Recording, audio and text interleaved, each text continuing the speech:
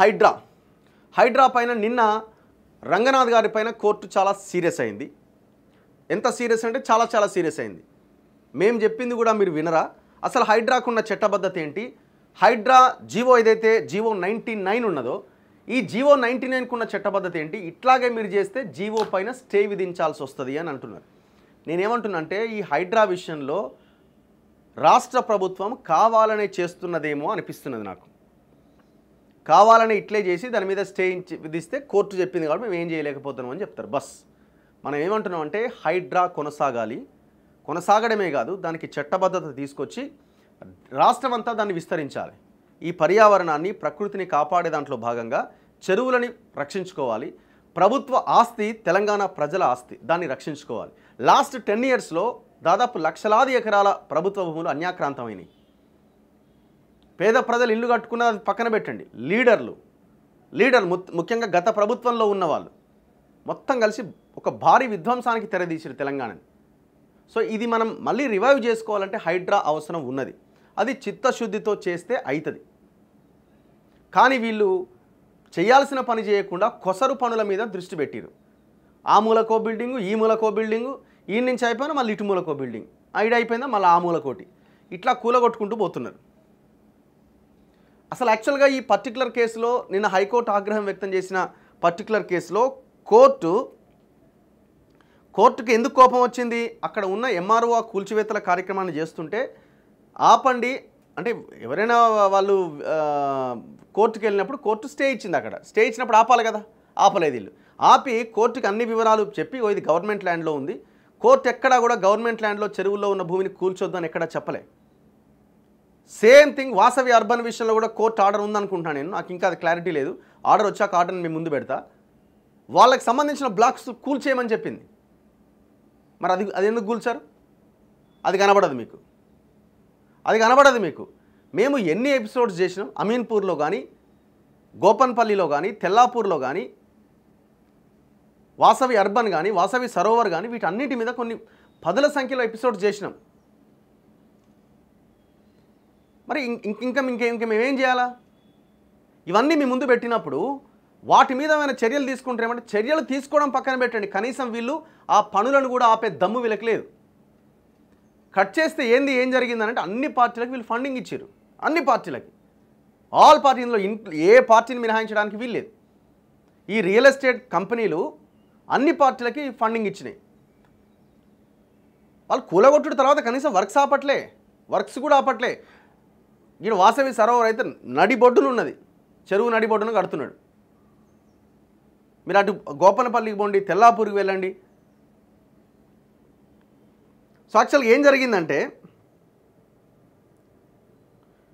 నాకు ఒకరు పంపించిన అసలు యాక్చువల్గా ఏంటంటే లేఅవుట్ పేరు కృష్ణానగర్ లేఅవుట్ అట. అంటే నిన్న హైకోర్టు ఎందుకు అంత సీరియస్ అయిందంటే ఇది కృష్ణానగర్ లేఅవుట్ సర్వే నెంబర్ 165 మరియు 166లో పర్మిషన్ తీసుకొని రఫీ అనే వ్యక్తి 2022లో గ్రామ పంచాయతీ పర్మిషన్ పట్టా ల్యాండ్లో తీసుకొని ప్రభుత్వ భూమి సర్వే నెంబర్ 164లో నిర్మాణం చేసిండట. అంటే రాంగ్, ఒక దగ్గర పర్మిషన్ ఉంటే ఇంకో దగ్గర కట్టిండు గవర్నమెంట్ ల్యాండ్లో. గతంలో గ్రామ పంచాయతీ అధికారులు సుమారు 5 సార్లు కూల్చేశారు, దాన్ని పర్మిషన్ క్యాన్సిల్ చేశారు, ప్రభుత్వ భూమి అని బోర్డు కూడా బాతిరు. అడిషనల్ కలెక్టర్ సైతం వచ్చి కట్టొద్దు, ప్రభుత్వ భూమిలో కూల్చేస్తామని చెప్పిండు. కబ్జా చేసిన వ్యక్తి కోర్టు స్టే తెచ్చుకున్నాడు. అధికారులు స్టే ఉంది, ప్రైవేట్ ల్యాండ్లో నువ్వు నిర్మిస్తున్నట్లు, కానీ నిర్మాణం చేస్తుంది ప్రభుత్వ భూమిలో అని చెప్పకుండా చెప్పినా వినకుండా కట్టిండు.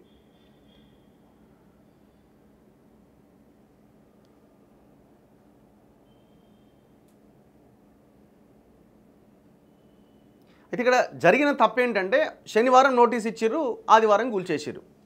వాళ్ళు కోర్టుకు వెళ్తే కోర్టు రాగురా అన్నది, ఇలా ఆగాలి కదా, అది కూల్చాల్సిందే, దాంట్లో ఏం డౌట్ లేదు. మీకు ఇంకా ఈ సంబంధించిన విషయంలో ఏం జరిగిందంటే ఆ ఫొటోస్ కూడా నేను పెడతా.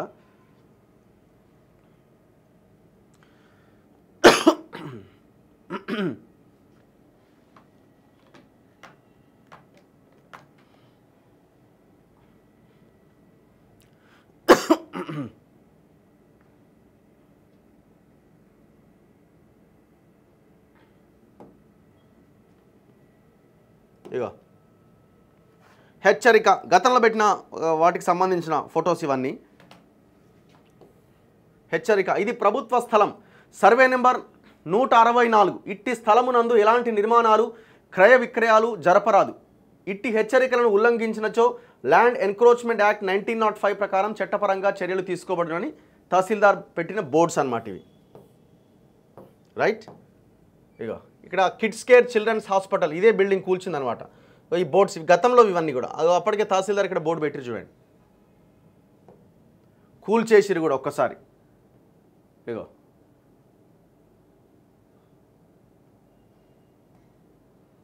ఇదిగో, సో ఇవన్నీ పాత పిక్స్ అనమాట ఇవి. సో చాలా క్లియర్గా అది సర్వే నెంబర్ ఇంకొక దగ్గర గవర్నమెంట్ ల్యాండ్లో కడుతున్నాడు. కానీ అదే సమయంలో కోర్టు ఎందుకు స్టే ఇచ్చిందా? కోర్టు స్టే అంటే ఆపండి అని ఎందుకు అన్నది? వాళ్ళు కేసు వాళ్ళ ముందుకు వచ్చింది కాబట్టి పూర్వాపరాలు అన్నీ కూడా పరిశీలిస్తారు. మీరు ఇప్పుడు గీదాని మీదనే ఎందుకు పడ్డారు? ఇదే అమీన్పూర్లో మధుసూదన్ రెడ్డి మైపాల్ రెడ్డికి సంబంధించిన గోల్డెన్కి ఏమైంది? గోల్డెన్కి ఎందుకు గుల్తలేదు?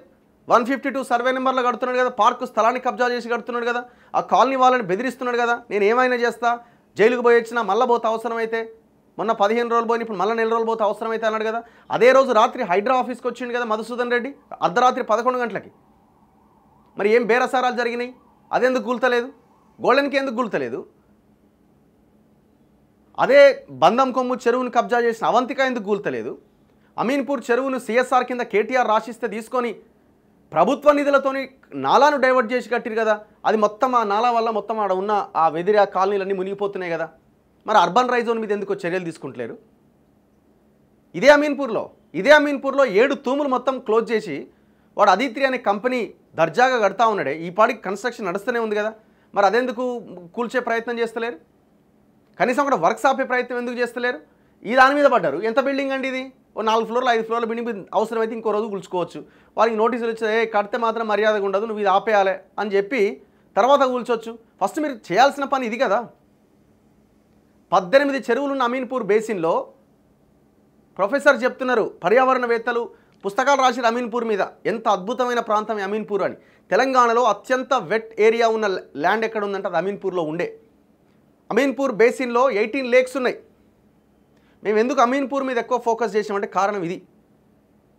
అట్లాంటి అమీన్పూర్ని ఎంత నాశనం చేసిర్రు పటాన్ చెరు అమీన్పూర్ని అన్నది మేము ఫోకస్ చేసినాం. మరి దీని మీద ఎందుకో అవేందుకో గూలగొట్టారు. అర్బన్ రైజ్ గూలదు, అదిత్రి గూలదు, అవంతిక గూలదు, అక్కడ ఉన్న లోకల్ లీడర్ల ఇవి గూలవు, ఏదో ఒకటి 2 ఆడాడ గూలగొట్టి అయిపోయింది. ఇక మళ్ళీ దీని మీద పడ్డారు. దానికి ఆనుకొని ఉన్న బాచ్పల్లిలో ఎందుకు వాసవిధి గూలదు? కోర్టే చెప్పింది కదా అవి అనాథరైజ్డ్ కన్స్ట్రక్షన్స్ అని.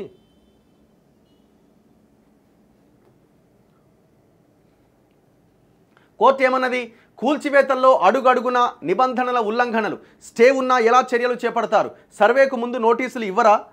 హైడ్రా కమిషనర్ అమీన్పూర్ తహసీల్దార్లను నిలదీసిన హైకోర్టు. ఇలాగైతే జీవో 99పై స్టే ఇస్తామని హెచ్చరిక.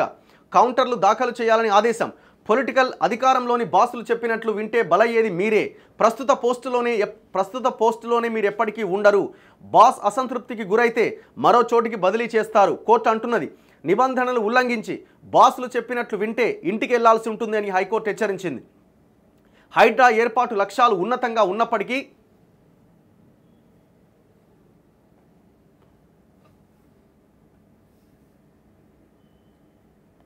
పనితీరు మాత్రం అసంతృప్తికరంగా ఉందని ఆక్షేపించింది. కేవలం కూల్చివేతలు తప్ప మరో పని చేయట్లేదని, విపత్తుల నిర్వహణ, ట్రాఫిక్ నియంత్రణ లాంటివి పట్టించుకోవట్లేదని వ్యాఖ్యానించింది. అక్రమ నిర్మాణాల కూల్చివేతల వ్యవహారంలో వ్యక్తిగతంగా హాజరైన అమీన్పూర్ తహసీల్దార్ రాధా, ఆన్లైన్ ద్వారా హాజరైన హైడ్రా కమిషనర్ రంగనాథులపైన సోమవారం హైకోర్టు ప్రశ్నల వర్షం కురిపించింది. కూల్చివేతల వ్యవహారంలో అడుగడుగునా నిబంధనల ఉల్లంఘన జరిగింది. కూల్చివేతలకు మనుషులు, యంత్రాలు పంపాలని తహసీల్దార్ అడిగితే ఆదివారం నాడు కూల్చివేతలకు మద్దతు ఇవ్వబోమని చెప్పాల్సిన హైడ్రా దానికి విరుద్ధంగా ఆదివారం ఉదయం 7:30కే కూల్చివేతలు చేపట్టింది. ఇది హైకోర్టు ఫుల్ బెంచ్ తీర్పునకు విరుద్ధం. ఇప్పటికే నిర్మాణాలు కూల్చివేసినందువల్ల స్థలాన్ని స్వాధీనం చేసుకోవాల్సి ఉన్నది. పిటిషనర్లకు తెలియకుండా జరిగిన చర్య మొత్తం సహజ న్యాయ సూత్రాలకు విరుద్ధం. అమీన్పూర్లోని సర్వే నెంబర్ 164లోని ప్రభుత్వ స్థలంలో ఆక్రమణలను 48 గంటల్లో తొలగించాలంటూ సెప్టెంబర్ 20వ తేదీన తహసీల్దార్ ఇచ్చిన నోటీసును సవాల్ చేస్తూ డాక్టర్ మహమ్మద్ రఫీ అమీన్పూర్కు చెందిన గణేష్ కన్స్ట్రక్షన్స్ హైకోర్టులో పిటిషన్ దాఖలు చేసింది. దీంతో పాటు పటేల్గూడలో విల్లాల కూల్చివేతలపై ఇచ్చిన నోటీసులు సవాల్ చేస్తూ కె శ్రీనివాసరావు మరో పిటిషన్ దాఖలు చేశారు. వీటిపైన జస్టిస్ కె లక్ష్మణ్ సోమవారం విచారణ చేపట్టారు. సర్వే విధానం తెలుసా? పిటిషనర్లు 2021లో స్థలం కొనుగోలు చేశాక ఆ విషయం 2024 మార్చిలో తెలిసింది. ఏప్రిల్ 1వ తేదీన సర్వే చేశామంటున్నారని, సర్వేకు ముందు పిటిషనర్లకు నోటీసులు ఇవ్వరా అంటూ తహసీల్దార్ను న్యాయమూర్తి ప్రశ్నించారు. అసలు సర్వే చేసే విధానం ఏంటో తెలుసా అని నిలదీశారు. కలెక్టర్ ఆదేశాలతో అసిస్టెంట్ డైరెక్టర్ సర్వే చేశారని తహసీల్దార్ తెలపగా నోటీసులు ఇవ్వకుండా ఎలా చేశారని ప్రశ్నించారు. భవన నిర్మాణ అనుమతులు రద్దు, విద్యుత్ కనెక్షన్ రద్దుపైన పిటిషనర్లు హైకోర్టును ఆశ్రయించి స్టే పొందారు. పిటిషనర్లు ఈ ఏడాది ఏప్రిల్ 15వ తేదీన లేఖ రాస్తూ 15 రోజుల గడువు కోరారు. ఏప్రిల్ 18న వివరణ ఇవ్వాలని, దాన్ని ఎందుకు పరిగణలోకి తీసుకోలేదని నిలదీశారు. 48 గంటల్లో భవనాన్ని ఖాళీ చేయాలని ఏప్రిల్ 20వ తేదీన నోటీస్ ఇచ్చినప్పుడు 48 గంటల సమయం కూడా ఇవ్వకుండానే ఆదివారం కూల్చివేతలు ఎలా చేపడతారన్నారు. ఆదివారం సెలవైనప్పుడు కుటుంబంతో గడపకుండా కూల్చివేతలకు వెళ్లాల్సిన అవసరం ఏమున్నది? శని ఆదివారాల్లో కూల్చివేతలు చేపట్టరాదన్న ఉత్తర్వులను పట్టించుకోరా? అసలు కోర్టు ఉత్తర్వులను చదివారా అని ప్రశ్నించారు. అన్ని రకాలుగా స్టేలున్నప్పుడు వాటిని తొలగించకముందే మీరు ఎలా చర్యలు తీసుకుంటున్నారు? అన్ని నోటీసులు ఒకే రోజు ఇచ్చి చర్యలు చేపడతారా? ఇదేనా మీకు తెలిసిన చట్టం? ఇన్ని ఉల్లంఘనలకు ఎందుకు పాల్పడాల్సి వచ్చిందని నిలదీశారు. నిబంధనలకు విరుద్ధంగా వెళ్లాలని కలెక్టర్ ఆదేశాలు ఇచ్చారా? అలాగైతే చెప్పండి, ఆయన్ని పిలిపించి వివరణ అడుగుతాం. సో చాలా సీరియస్ అయిన జడ్జి. విషయం ఏంటంటే ఇక్కడ వాళ్ళు ఎక్కడ మెరిట్స్ జోలికి వెళ్ళలే. అంటే ఇది కరెక్ట్ ల్యాండ్, ఇది ఆయన మంచి వ్యక్తి, కబ్జా చేయలేదని కోర్టు ఎక్కడా చెప్పలే. కోర్టు స్టే ఇస్తే ఎందుకు మీరు కూల్చేస్తున్నారు? ఎందుకు సాటర్డే సండేనే మీరు ఎంచుకుంటున్నారు? ఆదివారం నాడు ఎందుకు కూలుస్తున్నారు? ఈ క్వశ్చన్స్ రేజ్ చేసింది. వ్యాలిడ్ క్వశ్చన్సే. ఇప్పుడు ఈ పలానా పర్సన్ కోర్టుకు పోయిండు, కోర్టుకు పోగానే గవర్నమెంట్ ల్యాండ్ ప్రైవేట్ ల్యాండ్ అయిపోద్దా? కాదే. ఇవాళ కాకపోతే ఇంకా 10 రోజులు కూలాల్సిందే. కోర్టు ఎక్కడా మెరిట్స్ జోలికి పోలే. ఇది ప్రభుత్వ భూమి కాదు అని ఎక్కడా చెప్పలే. అసలు ఇంకా చెప్పాలంటే ప్రభుత్వ భూమి కానీ చెరువుల విషయంలో మినహాయింపులు ఉండవు అని చాలా స్పష్టంగా హైకోర్టు కానీ అంతకుమించి సుప్రీంకోర్టు ఆర్డర్స్ కూడా ఉన్నాయి. ఇప్పుడు యాక్చువల్గా ప్రజలు ఈ సందర్భంలో హైడ్రాకు అండగా నిలబడాలి. కానీ ప్రజలకు కూడా అనుమానం ఏంది?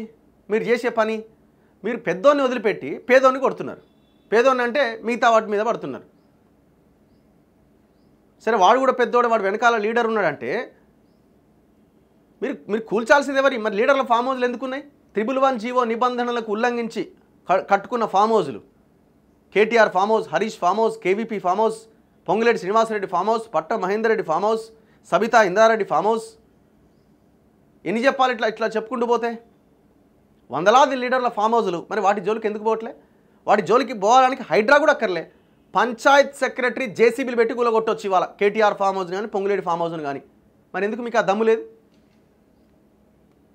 ఇక్కడే ప్రజలకు అనుమానం వస్తుంది. వీళ్ళు చిత్తశుద్ధితో ఈ పని చేస్తున్నారా అని ప్రజలు గమనిస్తున్నారు.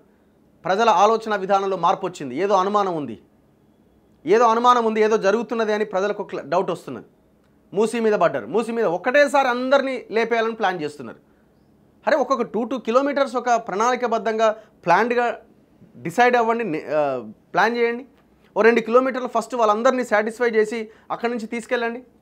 మూసీ చుట్టుపక్కల ఉండాలని ఎవరు కోరుకోరండి. ఫస్ట్ థింగ్, వాళ్లకు మెరుగైన పరిహారం వాళ్ళు సాటిస్ఫై అయ్యేలాగా ఇస్తే వాళ్ళు అక్కడి నుంచి వెళ్ళడానికి రెడీగా ఉన్నారు.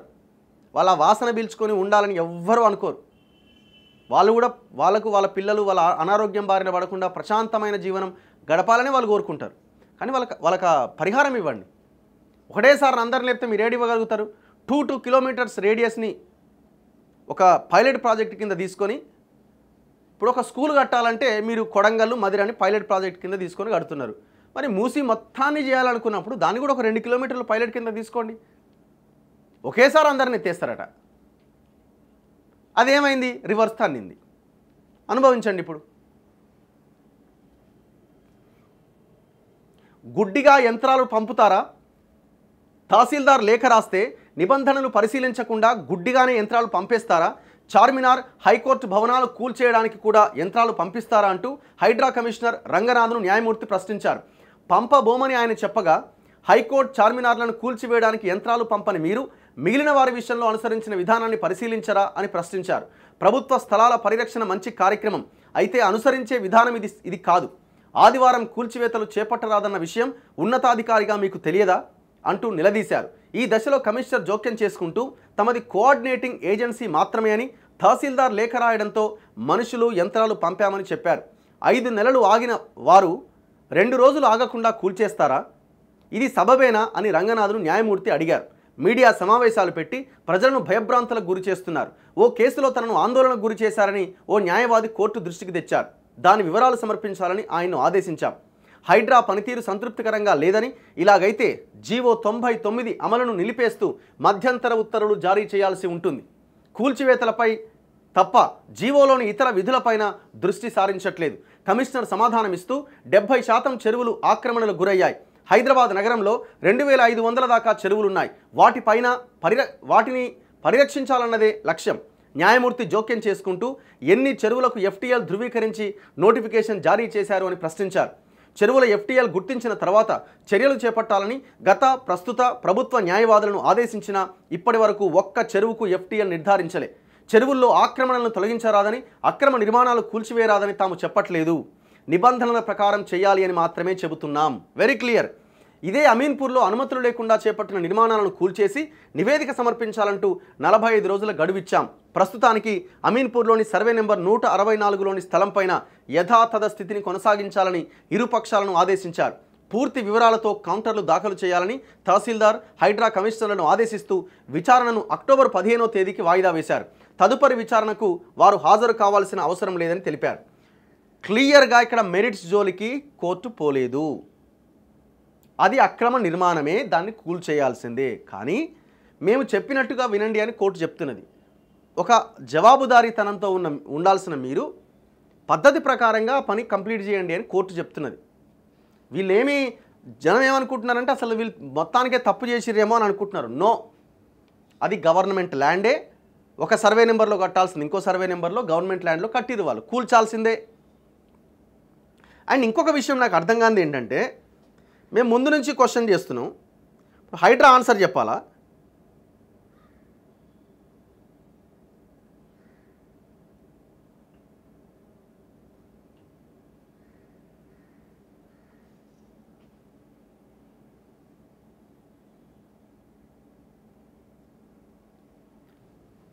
మేము క్లియర్గా 55 చెరువులయా, 55 చెరువులు ఇవి. హైదరాబాద్ చుట్టుపక్కల ఉన్న చెరువులు, దట్టు హైటెక్ సిటీ అవతల, కూకట్పల్లి అవతల యువతల, హైటెక్ సిటీ అవతల యువతల, షేర్లింగంపల్లి, ఈ ఏరియాలో ఉన్న చెరువులే 55 చెరువులు. గత ప్రభుత్వంలో కేసీఆర్ ఈ చెరువులన్నింటినీ ఆయన కొడుకు వాళ్ళ తాత సంపాదించిన సొమ్మని రియల్ ఎస్టేట్ కంపెనీలకి CSR కింద డెవలప్ చేయమని వాళ్ళకి రాసిచ్చేసిండు. వీటి చెరువుల సంగతి తేల్చండి అని అడుగుతా ఉన్నాం. ఒక్క చెరువు మీద హైడ్రా ఫోకస్ చేస్తే ఒట్టు. రంగనాథ్ గారు అన్నీ చూసి వచ్చిండు. ఇవన్నీ అట్లా పోతుంది ఇట్లా వస్తున్నాడు, అట్లా పోతుంది ఇట్లా వస్తున్నాడు. మీరు చిత్తశుద్ధితో మీరు పనిచేసి ఉంటే ఈ చెరువులో ఉన్న ఒక్క అక్రమ నిర్మాణం కూడా ఎందుకు కూలలేదో మీరు సమాధానం చెప్పాలి.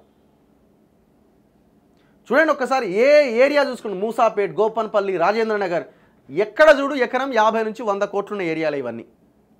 గోపన్పల్లి, హైదర్ నగర్, ఖాజాగూడ, షేర్లింగంపల్లి, నానక్రామ్గూడ, పటాన్ చెరువు, ఒక్కొక్క చెరువుని పరిశీలిస్తున్నాం మేము. ఎంత దారుణంగా తయారైనవి చూడండి. అన్ని రియల్ ఎస్టేట్ కంపెనీలే, ఒక్కడు కూడా తెలంగాణ కంపెనీ లేదు. Not even single company Telangana company, అన్ని ముంబై కంపెనీలు, వేరే రాష్ట్రాలకు చెందిన కంపెనీలు. మరి మీకేం లాలూచి ఈ వీటిలో ఉన్న కన్స్ట్రక్షన్స్ కూల్చడానికి? ఏం లాలూచి పడ్డారు మీరు? ఇక్కడే జనాలకి డౌట్ వస్తున్నది.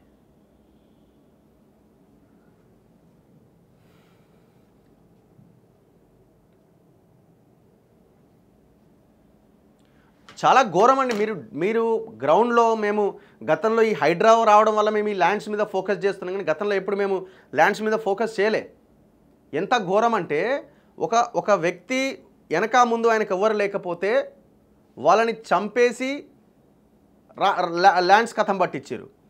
లేదు వాళ్ళు ఎప్పుడో చచ్చిపోతే వాళ్ళ డెత్ సర్టిఫికెట్లు, ఫేక్ సర్టిఫికెట్లు తెచ్చి ఎకరాల ల్యాండ్ కబ్జా చేశారు. ఉప్పల్లో కూడా పల్లవి DBR అని ఒక కన్స్ట్రక్షన్ నడుస్తున్నది ఉప్పల్లో. ఫేక్ మరణ ధృవీకరణ పత్రం ఒక సర్పంచ్ ఎక్కడైనా మరణ ధృవీకరణ పత్రం ఇస్తాడా? పంచాయత్ సెక్రటరీ ఇవ్వాలా, ఎంఆర్ఓ ఆర్డీఓలు ఇవ్వాలా?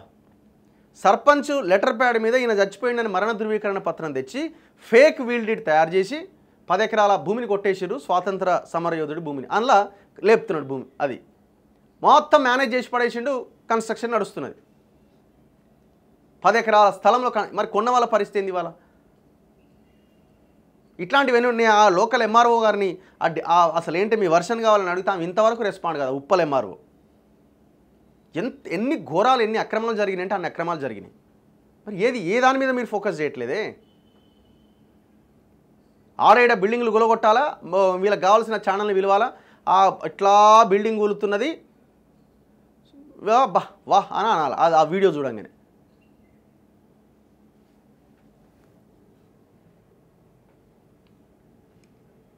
ఇగో ఏమంటుందంటే కోర్టు చాలా క్లియర్గా శని ఆదివారాలతో పాటు సూర్యాస్తమయం తర్వాత కూల్చివేతలు ఉండరాదని ఈ హైకోర్టు తీర్పు ఉన్నా ఎలా ఉల్లంఘిస్తారు? వాళ్ళకి చెప్పినప్పుడు వాళ్ళ కోపం రాదా కోర్టుకి? ఏమంటున్నారు? 6 తర్వాత కూల్చడానికి వీల్లేదు, సాటర్డే అండ్ సండేలో కూల్చడానికి వీల్లేదు. జైలుకు పంపితే తెలుస్తుంది. ఉరి వేసే ముందు కూడా చివరి కోరిక ఏంటని అడుగుతారు. ఇది సహజ న్యాయ సూత్రం. అది కూడా పాటించరా? నోటీసులకు ఇచ్చిన వివరణ పరిశీలించరా? కోర్టు ఉత్తర్వులను కూడా పట్టించుకోరా? స్టే ఉన్నా ఎలా చర్యలు చేపడతారు? తహసీల్దార్ లేఖ రాస్తే నిబంధనను పట్టించుకోకుండా మనుషులు యంత్రాలు పంపిస్తే కూల్చివేతలు చేపడతారా? చార్మినార్ తహసీల్దార్ లేఖ రాస్తే చార్మినార్ హైకోర్టు భవనాలు కూల్చేయడానికి కూడా యంత్రాలు పంపిస్తారా? చెరువుల పరిరక్షణ లక్ష్యం అభినందనీయం, అలాగని రాత్రికి రాత్రే పరిస్థితుల్లో మార్పు సాధ్యమా అని హైకోర్టు క్వశ్చన్ చేస్తున్నది.